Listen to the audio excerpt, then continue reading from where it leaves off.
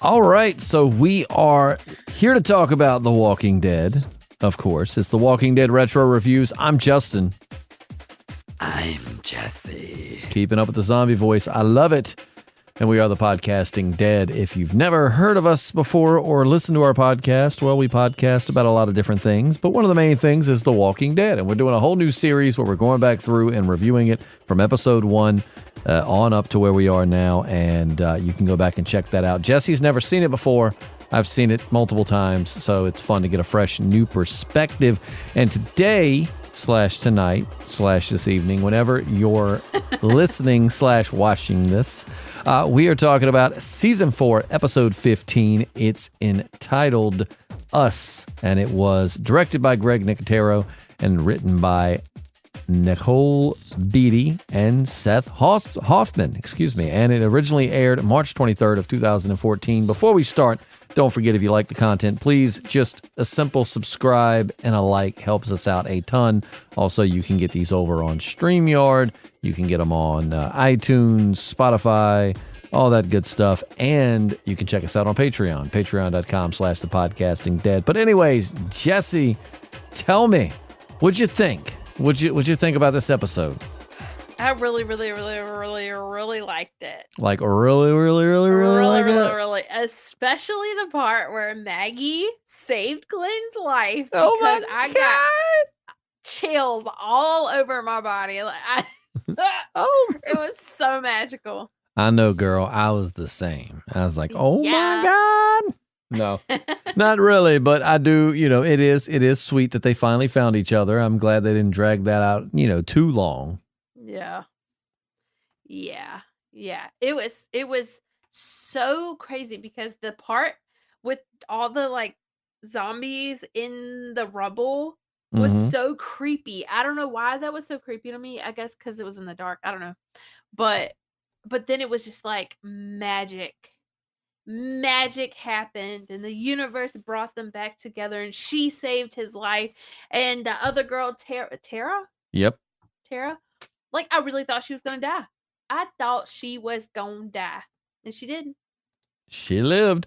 And I like she got to get a good apology in there to Glenn for all of his people that are dead because of her trust in the governor. Yeah. Well, and I don't really feel like, I know that Glenn doesn't know it because he didn't see it from our perspective, but, still, like, Tara didn't lead the charge. In fact, she didn't even fight. Like, she refused to fight when the time came. But I can understand her having that guilt for being on that side. But, I mean, at least we know she didn't really do anything wrong. Yeah, but she'll never see it that way, I don't think, unfortunately. And I get that. I would have a whole lot of guilt about that, too. I don't think I would ever forgive myself for that. And I wouldn't expect anybody else to forgive me, so. No. And so this episode you really liked. What was your favorite part? Is it that Glenn and Maggie are back together, or was it that it was creepy? Which would you like? My favorite part is when we realized that it was Maggie who came in there and saved the day. Did you think when Abraham refused to go in there, was like, this is not safe for Eugene? Did you think that they were going to come back? No. Oh, so you thought they were just peacing out. They were done. Well, I mean, they said something about they would be able to find them here or there. So I don't really, I thought they were just parting ways. I don't know. But then Eugene really he shocked me with his little plan. He really shocked me. And then when she was fussing at him about it, Rosita, is that her name? Rosita? Yep. When she was fussing at him about making her stop, and she was like, oh my God, this is not where we're supposed to be. And then they have their little Is that how she said it? Is that how she said it? Oh my God, this is not where we're supposed to be. Word I don't think Rosita talks like that. Rosita's a pretty tough chick. Direct quotes, Justin. And inflection and everything. Nothing more. So, but he said, after I save the world, I still have to live with myself. Eugene. That's true. Eugene. Eugene. Yeah, what if Rosita would have said it like that? Eugene. I would have loved that. Rosita's awesome. Eugene is a very interesting character. Yeah, there's some heart in there. Also, too, I think Eugene is also thinking the more people we have, the more people that can protect me. I want to think he did it out of the goodness of his heart and no other reason. He might have, but the more people that are there and they're capable fighters, the more that can protect him. That's very true. That's right. Also, speaking of Eugene, I'm still not confident that he has the answers. Why is that? Because he has a mullet. So that's the reason why Eugene may not have the answers, because someone with a mullet can't have the answers. Are you discriminating against the mullet kind? It's because of Joe Dirt. Like, I think I just can't get out of that. And it's just, I know everybody has a mullet right now because it's cool, but that's not right now. Back then, having a mullet is never cool.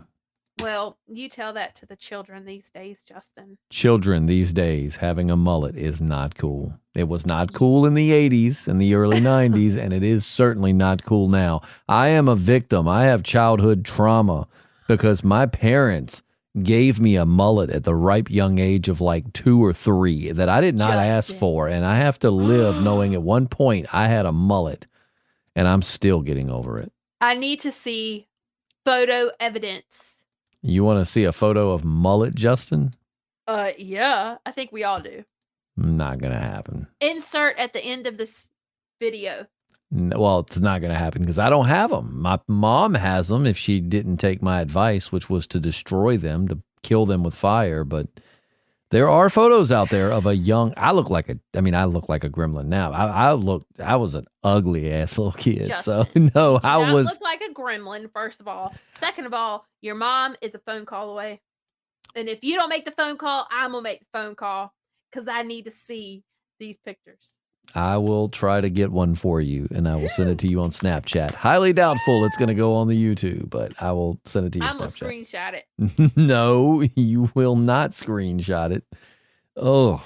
You can't stop me. That's true, I can't, but I'll know it happened, and then I just won't post the video. I'm going to make a whole Instagram for this podcast just so I can post that picture. It's going to be the... What is it called? The profile picture. No, it's not. I mean, I probably look like a walker at that age. But anyways, so the gang is somewhat back together. We are still missing some folks. You've got Rick, Michonne, and Carl off doing their thing. And what do you think about Daryl's new group of friends? I don't like them. They don't. I don't like them at all. And I know that the leader dude is like, he kind of seems cool at the moment, but I feel like he's not really. So you feel like he's a poser, basically. I feel like he's a dictator and he hides it really well. Kind of like the governor. That's a good parallel there. I didn't think about that. What did you think about their whole philosophy of like, you have to claim something, and if you claim it, it's yours? Well, I mean, I can see how that would work in some situations, but not when Daryl had been up since before the sun rose, trying to get him some breakfast, and he finally gets it. Like, that's obviously his. Just because he didn't say claimed, that don't make no sense. That's true. And it's funny because they were fighting over a rabbit, and like last night I had rabbit for dinner. You did? It was delicious. Rabbit and rabbit gravy and potatoes. Where? At my house, right here, right upstairs. Upstairs, and that way. Like at the kitchen. Yeah, at the kitchen. Where did this rabbit come from? Please tell me you Daryl styled it. Oh, I went out in the woods and I killed it, and then we cooked it up and ate it. With a crossbow? No, not with a crossbow, with my bare fists. That's extra Daryl right there. Well, I got to feed my family, and this little rabbit had to be it. And when I saw it, I just gave it one of these, just the elbow drop from the top of a tree, and that was it. from the top of it. Had a darn neighbor kid come up and be like, claimed. Claim. And I was like, no. Zombie apocalypse, boy. When I came off the top of that tree, I yelled, claimed. In my head. You just didn't hear it. You just didn't It's hear not it. my fault you're not psychic. No, actually, someone my fiance works with had rabbit meat and Okay. asked if she wanted some. So she brought it home. She cooked it up real good. It was delicious. And the rabbit gravy was on point. Have y'all had this before? Actually, no. So I've had squirrel, I've had gator, I've had turtle, I've had all kinds of different stuff. But like I had actually never had rabbit before. And it was my first time. Like I said, I don't really like squirrel. Squirrel's not really that good, but you can make some really good squirrel. I can make some good squirrel gravy with it. But rabbit was pretty good. I've never had any of those things. Well, I had gator, but never squirrel, rabbit, or turtle. So You're not missing much on the rat. squirrel unless you turn it into gravy, but that's just my opinion. I like gravy. Anyway, Anyways, we'll be eating all those things soon enough when the zombie apocalypse happens. exactly. Especially the gravy. Yep. Isn't it cool how they kind of reverse the roles? So, typically in like the way it normally would be, it'd be like Maggie, the girl, would be in peril and it'd be Glenn to show up and save her. It was cool they switched it. So it's like Glenn's in a Yes. pretty bad spot. And then here comes, Bamf Maggie, because she is a Bamf, to save the day. Loved it. I loved it so much. Did that make her like way hotter? Oh, yeah. 100%. She's beyond Bamf. There's like not even a word for her. I need to come up for I need to think of it, but it's got to be better than Bamf. Let's see. So let's see. What can we do? So Bamf, BAMFer, bad AMFer. So she's bad AMFing country girl. So she. So what does that spell? So what does that spell? That's Bam. BAMFCG. Bamf. She's a Bamfka. She's a Bamfka. Exactly. But she is. But so, we've only got one episode left in this season. And in fact, I meant to mention this at the beginning of the episode or beginning of the podcast, but I didn't. But this was actually the 50th episode of the show. So you've made it 50 episodes into The Walking Dead. Whoa. So today, there, let's buddy. look back. I probably should have saved this for the finale, but who cares? Let's look back. So thus far, from season 1 up till now, season 4, episode 15, what's your favorite episode? Like, can you pick? Like, is there one episode to you that just stands out that you love so much? I know which one made me the saddest. Was Herschel? No. The one where we found Sophia. Oh yeah, man. See, that's cool. Like you're getting to the point now. There's still plenty ahead, but you're getting to the point where you've now seen, some of the most memorable scenes of The Walking Dead. Sophia, Shane, Herschel, Lizzie. Like, so you've seen some of like the oh my gosh moments of this show. Yeah. But I don't know. I think I would have to see all of them, not watch all of them together, but like just like see like a picture of each episode to remember like what was what, and then I could figure out which one was my favorite, because I know I have a favorite. I just can't think of which one it is right now. Up to this point, who's your favorite character? For a while it was Daryl. Is it still Daryl or has it changed? I think it's probably Michonne.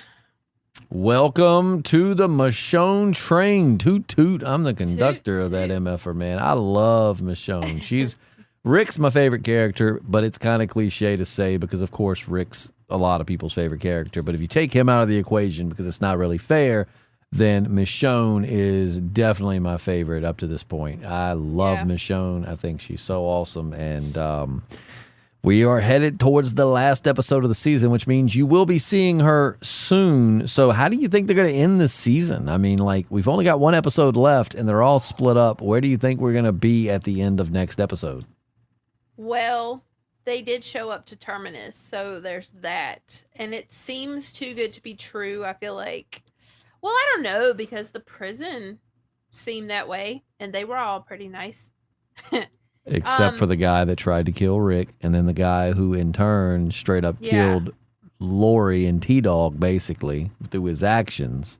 But yeah, other than that, they was super nice. What I mean is, Rick was basically the leader. All the leaders of the prison were not corrupt. Like, they were all good. You're saying, like, from the perspective of someone coming to the prison once Rick and them were already there. Like, if you would have walked up, you'd have found they're not evil or bad. They're just normal people. Like, the prison in general, like, their community, no foul play. Like, you know, just like the main people. They didn't have any ulterior motives. Except for the lady who burns people to death once they cough. Justin. Or, you know, the little girl that feeds rats to walkers. First of all. Or the flu that, you know, turns people, you know, to dead people and then they turn into zombies. But yeah, other than that, the prison's peachy. The prison is wonderful. Listen, you know what I mean. Okay. Okay. Anyway, also, I'm don't know what's gonna happen, but I know that Daryl's group is out for Rick. Yep. You are at that point now. You know that the claimers are tracking Rick and his group for killing their buddy who was pooping on the toilet with his pants up. Still trying to figure out what that is, but you know, yeah, I think it is funny though, because I remember watching this and thinking like, man, that's really specific though, right? Like Rick strangled him or whatever. And I guess maybe there would have been lesions on the neck or something, but just, I don't know. It was very like particular in the fact that they knew that there was someone in the house. You know what I mean? I don't know. I feel like in that panic and then he attacks and turns into a zombie and then you kill him. I just assumed, damn, dude was a little hefty. I think he had a heart attack while he was taking a poo and he turned into a zombie. Well, plus you're regular killing your own people. So why does this one thing upset you so much, you know? That is a really good point that I didn't even think about. You're exactly right, because they will kill each other over the dumbest stuff. Like, that's I seen you putting that half of the rabbit in your bag. Show him all the way, boys, and then they'll beat him to death. And then it's like, but you kill one of our people and we gonna track you across the country. Yeah. And it's so sad because like Daryl is with them, but he doesn't know. And for the record, Joe doesn't talk like that. I'm aware of that. Keep on. But, you know, the thing is, so at this point in the show, my biggest fear up to this point, now whether it comes true or not, you'll have to wait and see. But my biggest fear was that, you know, Daryl has come such a long way. He was a roughneck. He didn't get along with nobody. He was kind of a loner, all of that. And then you got him away from being that way by being around this group of people. And now he's social and he's protective and caring and all of these great things. And now you're putting him right back with the type of crew that Merle would have gotten along with great. Mm-hmm. You know, is he going to backslide and go back to his old ways and not be the Daryl that we've come to love and end up being a problem for Rick and the group? I don't think so. I think right now he's doing what he has to do to survive, but I don't think that he's gonna go back to his old ways. So you'd be completely shocked if they found Rick in the group and Daryl was just like, yeah, I used to know them, and then proceeded to help them try to kill him. I think what's gonna happen is they're gonna find them. Daryl's gonna realize who it is that they're looking for, but he's not going to make it known that he knows. Like, he's going to keep it a secret from this new group so that he can help Rick when the time comes.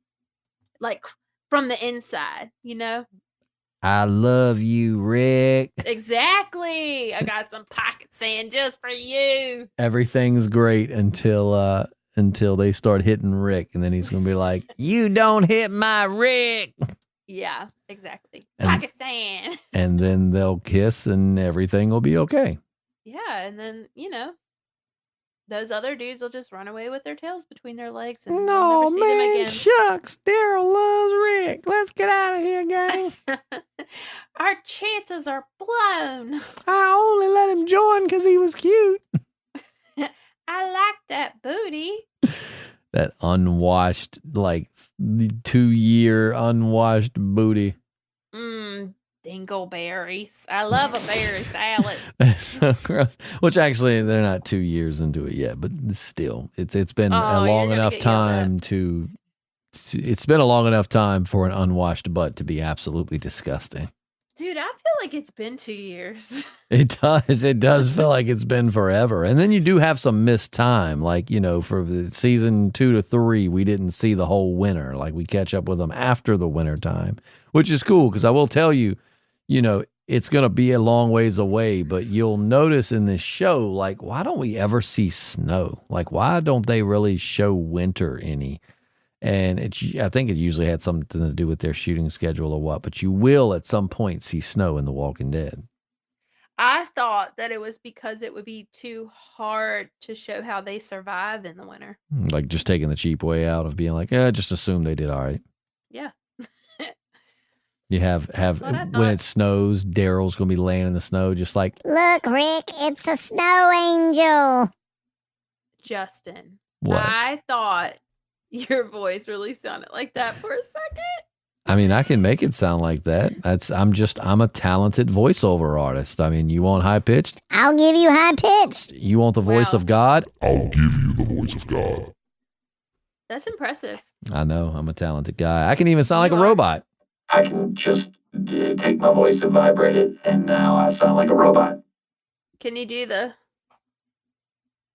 I don't know what that is. robot dance? You want me to do the robot dance? Which robot do you like? This robot or this robot? The first one. So you like this one better? Want to Yeah. see me do the robot dance Yeah. with the robot voice?